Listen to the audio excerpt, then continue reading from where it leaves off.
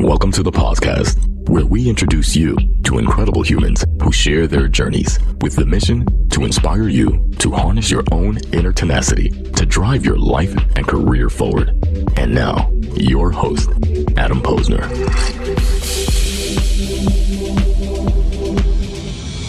I always love a guest that I share a name with. We love it. AJ Thomas, welcome to the podcast. Hello. Well, welcome. So, for my audience out there who may not be familiar, tell us who you are and what you do best. Awesome. Well, my name is AJ Thomas. I am the founder of Good Trouble Ventures. We invest at the intersection of entertainment and technology and the cross-section of what happens with creatives and the landscape of what's changing in entertainment and media. And I'm also the CEO of a firm called the Troublemaker Lab, which is a founder and a team accelerator. I love that name. Troublemakers. How do you define what a troublemaker is? Oh man, a troublemaker is anybody that is working on the good of everyone else, for everyone else, to create massive impact in whatever it is they're doing. So a non-selfish troublemaker. Non-selfish troublemaker, good troublemaker. An altruistic troublemaker in some regards. Well, tell us a little bit about your background. How did you fall into this? Because first of all, I could look at you and tell that you enjoy what you do. You're on a mission, you have a purpose, but tell us a little bit about that journey. Yeah, sure. Well, I mean, I like to say I work at the intersection of talent, culture, and teams. And what's really great there is I have the opportunity to really blend all of that alchemy to birth really amazing products in the world, right? And so I also like to say, if you've seen my background, you'd be like, you've done lots of things. So if you were going to draw it out, it would just... Yeah, I call myself a professional dancer. A professional dancer in the sense of I've had many different pivots. So from sales to operations to pure recruiting to product management to talent to eventually a CHRO role, internal communications, innovation and rapid evaluation, and now as an investor and a CEO. So it's so interesting because I've been having this kind of epiphany now, and because I heard the concept, the idea of a portfolio career. Absolutely. When we talk about portfolio career, it's like you have a few different things that you're doing. They all come together. There's that crossover on the Venn diagram, but what it also led me was a second layer of thought there that you and I would not be doing what we do if we didn't have all these different steps of their career. Absolutely. The good, the bad, the ugly. All of it. Because you learn from those lessons the things that you don't want to do. So let's talk about the current venture. I want to dig in a little bit. Sure. Who do you cause good trouble for? Yeah, so I mean, I'll tell you a little bit about the thesis of our fund, right? Please. And so what we're investing in really is, if you look at the two most powerful levers that shift culture and provide economic opportunity, it lies within the intersection of entertainment and technology. Mm-hmm. And I look at that as like signals for decision making, what the market is looking at as saying as trends and things that are relevant to how humanity is evolving. Right? And so what's really interesting about the trouble that we're making is that we're bringing it back to ownership for creatives who create that kind of work. Old school trouble. Old school trouble. I mean, I'm also a creative myself. So back in the day. You're a singer, you're a writer? I'm a singer, I'm a writer. I was, fun fact, I was signed to a record label when I was 15 years old.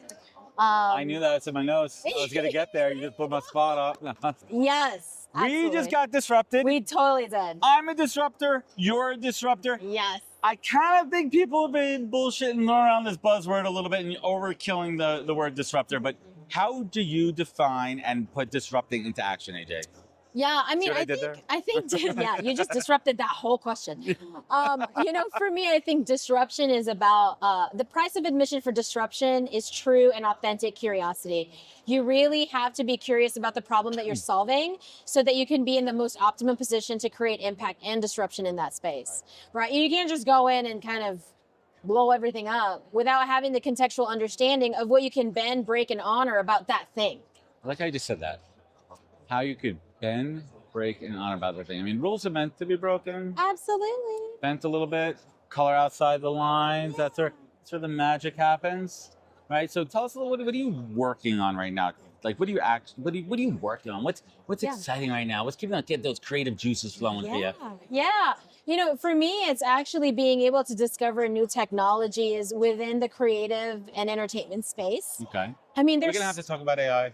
No, I mean, it's not so much that. It's about like the ability of people to be able to realize that they have their own agency to create something and that they don't have to always kind of piggyback on whatever was already there before, right? And so some of the things that's lighting me up is working with founders that are having this aha to worlds they don't have access to.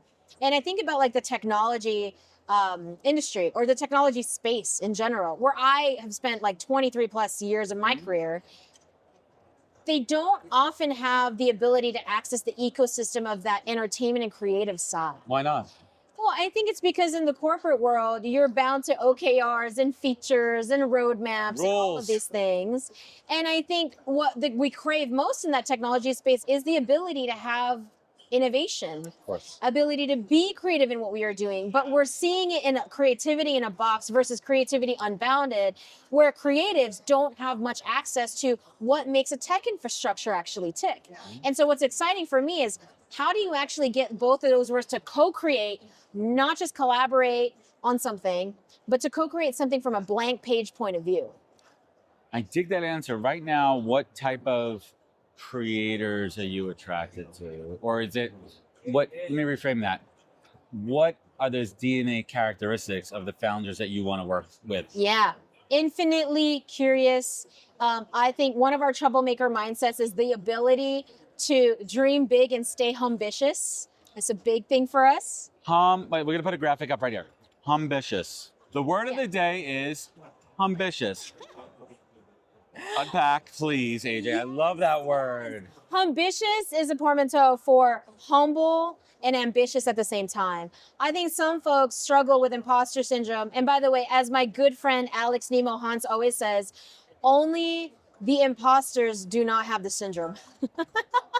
Only the imposters are the ones who do not have the syndrome. Shout out to you, Alex. And I would say this ambitious thing is you can be able to be as right as you think you are is also as wrong as you think you can be. Always be opening to learn, right? Is it weird to say that I don't have imposter syndrome because I feel like I'm in the right place where I need to be right now? Well, I think part of what... I'm always growing and need. I have a long way to go. I'm where I need to be right now. Well, I think folks can define what imposter means for them, right? And I think if you're not present and curious, you could fall into the trap that I don't belong here. At the end of the day, feeling like an imposter is a feeling of not belonging. And what I would say, the key to belonging is that you belong to yourself first, because you show up in any room and you're already where you're supposed to be.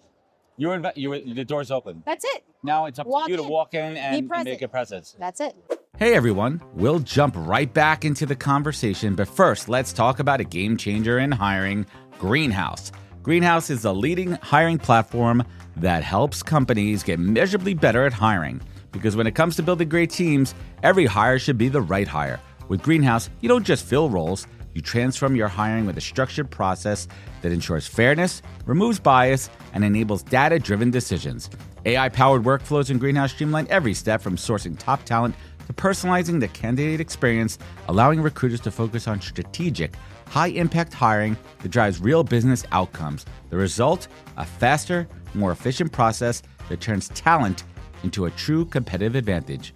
Over 7,500 companies, including HubSpot, Duolingo, Gong, JD Power, and Scout24, trust Greenhouse to optimize their hiring process and take candidates from talented prospects to top performers. And it's not just the best hiring platform, it's also a great place to work. Greenhouse has been recognized by Fortune, Inc. magazine, Glassdoor, Forbes, and more as a top workplace. Want to hire better, faster, and more fairly? Visit greenhouse.com today and get ready to hire for what's next. All right, back to the show.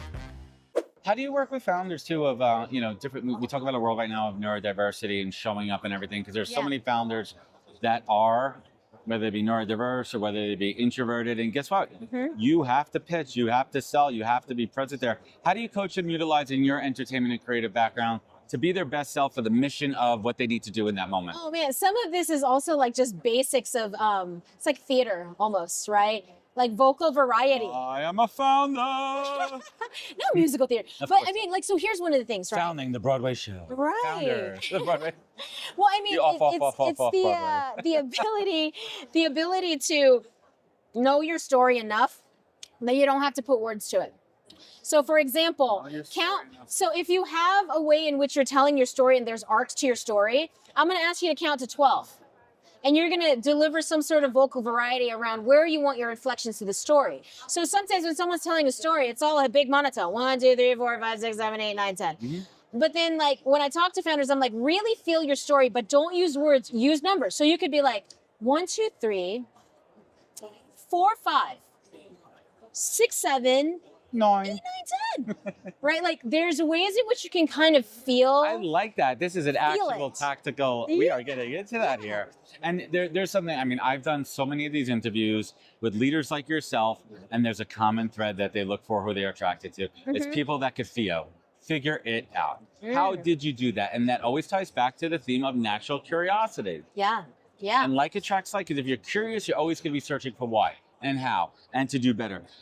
What is, give us some alpha here. What are you working on now that's really exciting? What am I working on now? Technology-wise. Technology-wise, I think I'm working on this ability to look at, yes, we're going to talk about AI a little bit. This ability to take a look at old works of creativity and refactor that into new works of creativity that you wouldn't even imagine could exist right now. So we're working with like a vocal artist who, you know, maybe 20 years ago sounded very different. Now is able to sing a song in their current voice, but then also be able to mold some of the old factors of their voice when they were, you know, at the height of their career. Why and not? then blend that into their own unique vocal font, and then be able to actually sing and create that kind of music that then they now are able to own.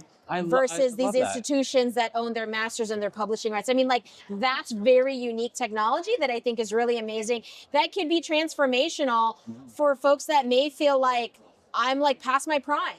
It's reinvention, and that's what it's all about. Like, you have the skill, you have the talent, no one's putting you out to pasture. Yeah. How do we make something all new again? How do we incorporate the technology there? Yeah. Before we wrap up here, I got to talk about, you co-wrote a book with your daughter. I did. Tell us about that. What was the experience like? What's the book? How old was she when you wrote it? So she was 9 years old, and then by the time we released it, it was on her 10th birthday. So that was in 2021 when we released the book.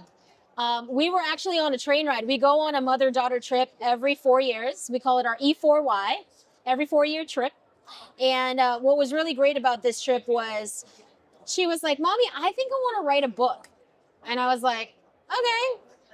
And she was like, well, how hard can it be? And I'm not the kind of person that you say, how hard could it be? Because I'm going to be like, oh, let's see. Let's actually see. It was really hard. We didn't go through a publisher. We decided to self-publish because we wanted to retain the creative rights around the book.